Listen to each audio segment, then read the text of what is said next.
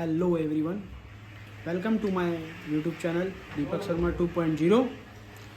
आज का टॉपिक है बैंकिंग। जैसे कि मैं बैंकिंग के विषय में बात करते आता हूँ, आज भी बैंकिंग के विषय में बात है। कुछ फनीस बात भी होगी और कुछ जानकारी वाली बात भी होगी। जानकारी ये होगी कि आदमी बैंक के फ्रॉड से कैसे बच सकते हैं, बैंक के एम्प्लॉय जो फ्रॉड करते हैं उनसे आप कैसे बच सकते हो। और दूसरा, अभी के टाइम में जो प्राइवेट बैंक में आदमी कैरियर बनाने का सोच रहा है ना, वो कैरियर नहीं है sir. Mentally pressure, mentally tension, ना जाने और क्या क्या है, बता भी नहीं सकते। पर मेरी बातों को गंभीरता से ना ले। अगर जिसको कैरियर बनाना है ज़रूर बनाए भाई। मैं कोई होता नहीं हूँ किसी को सलाह विशेष करने वाला कि मेरे सलाह पे आप चलो। ये बस एक ऐसे ही कंटेंट क्रिएट किया जा रहा है, आप लोगों के बारे में आप लोगों को बताया जा रहा है कि आप लोग कैसे प्राइवेट बैंक में अपना करियर बना सकते हो, एक अच्छा मुकाम हासिल कर सकते हो, एक लेबर क्लास से प्राइवेट ऑर्गेनाइजेशन बैंकिंग में रह के। तो that is the different things. आज का विषय यही है सर कि प्राइवेट बैंक आज के डेट में चूतियों बनाने का मशीन बन चुका है। कैसे आदमी कैसे किसको मतलब बेवकूफ़ बनाए वो प्राइवेट बैंक में चल जाए। और जो एम्प्लॉय बन रहे हैं प्राइवेट बैंक में, उनको संसार का सारा ज्ञान आ जाता है। सेल्स करते हैं भाई, सेल्स वाले लोगों का तो बात ही अलग है। आज का डेट में अगर कोई चीज़ है जो सबसे टफेस्ट चीज़ है, वो होता है बेचना। फैक्ट्री अगर मशीन बनाए, फैक्ट्री अगर कुछ उत्पाद करे, वो अलग बात है, मगर उस उत्पाद को जो बाज़ार में लेके आ रहा है, जो फैक्ट्री के स्टोर से उठा के जनरल स्टोर में लेके जा रहा है, वो सबसे बड़ा थिंग है सर। बैंक भी आज के डेट में वही है। सब एम्प्लॉय बैठ गए हैं अपना अपना विभाग लेके और सबको कुछ ना कुछ बेचना है। भैया बेचोगे तभी तो चलेगा, नहीं तो कहाँ से होगा। तो सीधा कॉन्सेप्ट है, बेचना तो है ही भाई। नहीं बेचेंगे तो जाहिर सा बात है कहाँ से चलेगा भाई, बेचना तो पड़ेगा। बेचोगे नहीं तो चलेगा कैसे, चलेगा नहीं तो रहोगे कैसे, इंसेंटिव आएगा कैसे। ये तो सबसे मोस्ट इम्पॉर्टेंट थिंग है भाई प्राइवेट बैंक का सेक्टर का। बैंकिंग में इंसेंटिव्स लेने के लिए तो आदमी कुछ भी मतलब कुछ भी करना है, चाहे मिस सेल ही क्यों ना कर दे चाहे फ्रॉड सेल ही क्यों ना कर दे। Mis sale and fraud sale, that's are the different things, but it is the real thing. आज के डेट में मिस सेलिंग भी होता है, फ्रॉड सेलिंग भी होता है। तो कृपया करके इससे बचें और इसकी जानकारी पूरा लें। प्राइवेट बैंक में सिर्फ और सिर्फ सर्विस लेने के लिए खाता खुलवाएं और अदर थिंग कुछ भी ऐसा नेसेसरी प्रोडक्ट ना लें जिससे आपको हानि हो, जिससे आपको किसी भी तरह का परेशानी हो। इस तरह का कोई भी कार्य आप लोग ना करें भाई। सबसे मेरा यही निवेदन है। मिस सेल का अति चल चुका है, अति मतलब अति हो चुका है। जिनको जानकारी नहीं हो काफ़ी इस तरह से चलते हैं। मैं इस बार अपना डिस्क्रिप्शन में बहुत सारा मिस सेलिंग जहाँ जहाँ आदमी फंसता है तो उसमें मैं बताऊंगा, मैं उसका लिंक भी भेजूंगा कि आप इसमें कंप्लेन कर सकते हो। कोई भी बैंक अगर किसी भी तरह से मिस सेल कर रहा है किसी के साथ भी, वो उनके ग्रीवांस में भी करे पहला फर्स्ट ऑफ ऑल, और उसके बाद अगर नहीं सुनते तो उनके नोडल ऑफिसर को भी कंप्लेन करें। ये इस तरह का कार्यवाही बहुत तरह से होता है। और मिस सेल के खिलाफ आवाज़ अपना उठाइए, उनकी बातों पे मत आइए, उनको टाइम टेकन मत दीजिए। वो अपना फ़ायदा के लिए आप लोगों का नुकसान करते हैं। तो कृपया करके इस विषय पे पूरा गहरा मंथन करिए और इस तरह का कार्य को हमेशा रोकिए। हाँ, पैसिव इनकम ज़रूरी होता है, पैसिव इनकम पे भी बात करेंगे, मगर पैसिव इनकम बनाने के लिए बैंक का ज़रूरत है।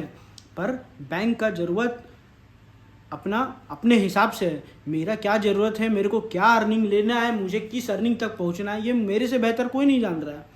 आज जो मेरा कमाई है, सपोज़ करिए एक जन का एक अच्छा इनकम होता है 1 लाख रुपया पर मंथ जिसका सैलरी है, उसका 10 टाइम्स सालाना खर्चा 10 लाख रुपया होता है। अगर वो 3 साल का हिसाब कर ले तो 30 लैक्स। पर आज का टाइम का जो सिनेरियो है 6.5 के हिसाब से जो बढ़ेगा महंगाई दर, वो सर 9.9% भी जा सकता है।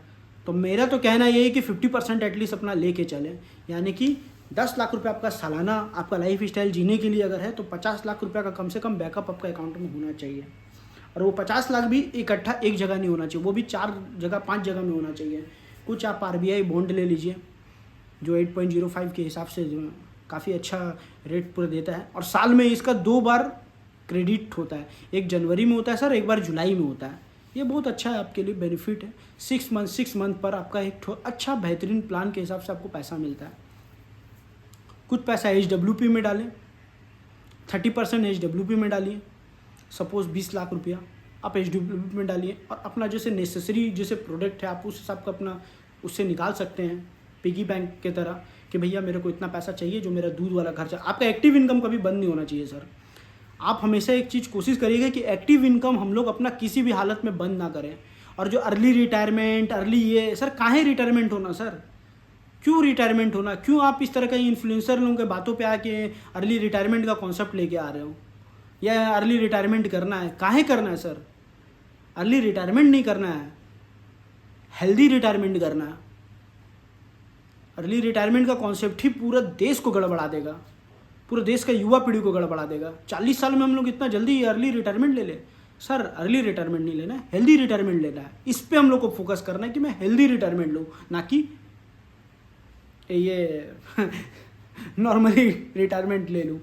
हेल्दी रिटायरमेंट का क्या है, हेल्दी रिटायरमेंट मैंने मैं उस लायक पहुँच गया हूँ कि जो मेरा आज का जो कमाई है 1-1.5 लाख रुपए, जो भी हम लोग का आज का डेट में, देखिए सिंपल सा बात है सर, देश का अगर 1% में अगर यदि आना है अच्छा लॉयल्टी जीवन जीने में, तो अभी का जो सीनेरियो है वो कम से कम बता रहा, मंथली इनकम 3.5 लाख रुपए होना चाहिए। 3.5 से 4 लाख रुपए होना चाहिए। उस पर क्या है, वो आपको एक बेहतरीन ज़िंदगी जी सकता है। आप अपने फैमिली के साथ एक अच्छा मेट्रो सिटी में रह सकते हो, नॉट ए ओन घर, मगर आप अच्छे लोकेलिटी में रह के अपना घर की सारी ज़रूरत पूरी कर सकते हो। और उस सैलरी में कम से कम आप साल का 2 टूर मार सकते हो, एक डोमेस्टिक और एक इंटरनेशनल। पर वो मुकाम पहुंचने के लिए आपको भी मालूम है, आपको अपना सबसे बड़ा चीज़ है स्किल डेवलपमेंट करना होगा। आपका स्किल डेवलपमेंट रहेगा तभी आप इस तरह के कार्य कर पाओगे, तभी आप एक अच्छा पैसिव एक्टिव इनकम अर्न कर पाओगे। जब एक्टिव इनकम आपका अर्न रहेगा तो इसी एक्टिव इनकम से ही आप पैसिव इनकम की ओर दौड़ सकते हो सर। कुछ लोगों का कहना है मुझे घूमने जाना है, और घूमने का एक एनुअली बजट निकालते हैं कि मेरा वो एनुअली बजट 1 लाख रुपये, 2 लाख रुपये, 2.5 लाख रुपये, 3 लाख रुपये मेरा खर्चा होगा एक टूर पे। पर एक वेल्थी इनकम का दिमाग ये कहता है कि वो 3 लाख जो खर्चा होता है वो मैं अपना एक्टिव इनकम से नहीं हो कि पैसिव इनकम से खड़ा करूँ। तो सर यही एक ठो वेल्थ इनकम का, एक ठो आदमी का वेल्दी बनना, एक ठो सर यही कहना यही कि वेल्थी बनिए। वेल्थी बनने का फ़ायदा यही है कि आप अपने किसी भी तरीक़ा से एक्टिव इनकम को कहीं से भी लॉस नहीं कर रहे हो सर। एक्टिव इनकम सस्टेंड कर रहा है जैसे हिसाब से चल रहा है, और आपके एक्टिव इनकम से आप अपना सेना तैयार करिए। सेना इन द मीन्स आपके RBI बॉन्ड, आपके HWP स्कीम, कुछ FDs हो गया, कुछ स्टॉक्स हो गया, डिविडेंड स्टॉक हो गया। एटलीस्ट 5 पैसिव इनकम का रास्ता खुलना चाहिए सर डिजिटली। कुछ कमर्शियल प्रॉपर्टी ले लिए जिससे आपको एक अच्छा खासा रेंटल इनकम आए। जो मेरे को आपका एनालिसिस यही रहेगा कि मेरे को साल का 2 टूर कर रहे हैं तो सर RBI बॉन्ड से अच्छा कुछ भी नहीं है, जो कि 8.05 आज के रेट के हिसाब से जो दे रहा है। आपका जैसे सालाना खर्चा है कि भैया मैं 2 टूर करूँगा, मेरा एक टूर पे 2 लाख 3 लाख रुपये लगता है, 2 टूर पे एटलीस्ट मेरा 5 लाख रुपये जाएगा। जिसका 4 लाख रुपये 3 लाख रुपये इनकम, जिसका 2 लाख रुपये इनकम है, मतलब उसका 3 महीना 4 महीना का सैलरी वो एक्सपेंस करना चाह रहा सर। हम काहे एक्सपेंस करें, काहे कटौती करें सर। मेरा कहना ये है कि अगर मेरे पास पैसा सफिशिएंट आ रहा है, अगर हम छोटा छोटा बकेट करके एक अच्छा वेल्थ क्रिएट कर ले, तो सर मेरा एक्टिव इनकम से मेरे को कुछ नहीं करना है सर। मेरा पैसिव इनकम से मेरा घूमना भी होगा, मेरा शौक भी पूरा होगा, मेरा ज़रूरत भी पूरा होगा। यही कहना है कि आज का डेट में जल्द अर्ली रिटायरमेंट से अच्छा है हेल्दी रिटायरमेंट लें। हेल्दी रिटायरमेंट के लिए हमको अपना आज का डेट में पैसिव इनकम ना चाहते हुए भी एक परफेक्ट ढंग से हम लोग को खड़ा करना है सर। तभी जाके हम लोग उस मुकाम में पहुंचेंगे, तब जाके हम लोग उस जगह पे पहुंचेंगे जहां पर हम लोग एक अपना हसीन लाइफ स्टाइल जी पाए। अभी चला हुआ दुबई कॉन्सेप्ट, बच्चों को लेके जाना है, वहाँ पे विला खरीदना है, सर नो डाउट वहाँ पे वैट नहीं लगता है, टैक्स नहीं लगता है, पर वो वैट टैक्स बचाने के लिए यहाँ पे हम लोग को एक्टिव इनकम से वाला काम नहीं होगा, हम लोग का पैसिव इनकम से चालू होगा कि 20% हम भले ही डाउन पेमेंट कर दें, मगर बाकी का जो 1% जो पैसा है वो मेरा पैसिव इनकम से निकले, ना कि एक्टिव इनकम से। तब हम एक्टिव इनकम से अपना ग्राउंड लेवल में हम लोग का जो भी ज़रूरत है हम लोग का काम हम कर सकते हैं, क्योंकि मेरा वहाँ पे एक वेल्थ क्रिएट हो रहा है, अदर कंट्री में मेरा वेल्थ क्रिएट हो रहा है। चलो दुबई, क्यों नहीं लेंगे विला? और इंडियंस हर जगह में आज के डेट में छाए हुए हैं, हर जगह पे अपना वेल्थ, हर जगह पे अपना साम्राज्य खड़ा करने में लगे हुए हैं। और क्यों ना हो, हम लोग इंडियन किसी से पीछे थोड़ी हैं। कुछ ना जानकारी होने के कारण लोग अर्ली रिटायरमेंट की जगह हेल्दी रिटायरमेंट भूल चुके हैं। इस मुहिम को मैं छेड़ रहा हूँ। सर अर्ली रिटायरमेंट से अच्छा है आप हेल्दी रिटायरमेंट लीजिए, आप कभी भी परेशान नहीं होइएगा और आप अपना शौक़ हमेशा ज़िंदा रखिएगा 40 साल के बाद भी। और 40 साल कोई सर एज ही नहीं होता है। अच्छी और हम लोग को चलना है, अच्छा खान पान रखना है और एक अच्छा वेल्थ क्रिएट करना है और अपने नेशन को और बढ़िया बनाना है सर। इसी के साथ अपने शब्दों को विराम देता हूँ।